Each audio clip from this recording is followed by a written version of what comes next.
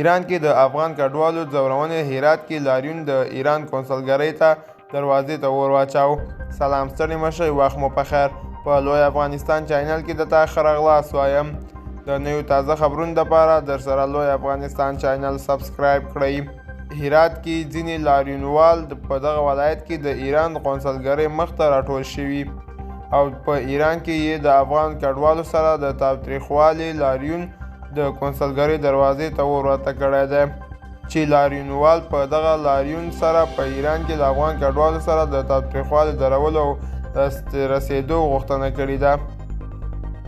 دغه سرچینې چې ځان د لاریون شاهدان بولي وایي د لاریونوالو له 100 کسانو کم وو، خو قهرېدلي معترضانو د قونسلګرۍ دیوال او دروازو په بیل او کولن هم وهلی دی. سرچینې وایي چې د اعتراف له وړاندې نه تنظیم شوی و او خلک په خود جوشه او لنډمهاله توګه پر اعتراف لاس پورې کړی دی. د سرچینې په خبره طالبان د اعتراض د خپرولو په موخه هوایي ډزې هم کړي دي. په ټولنیزو رسنیو خپاره شوي انځورونه ښایي چې ځینې کسان په بیل او کولن د دروازې پر قونسلګرۍ ځورونه هم کوي او د دروازې یوه برخه ته اور هم اچوي. دا اعتراف داسې مهال شوی چې له څو ورځو راهیسې ایران کې د افغان کډوال سره د ځورونې او د ربړونکي ویډیوګانو په ټولنیزو رسنیو کې خپرې شوي دي.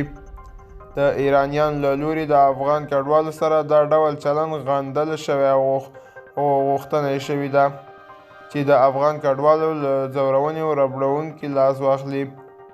دوستانو دا زموږ د دې ساعت چمتو کلی خبر. تر بیا ښې چارې.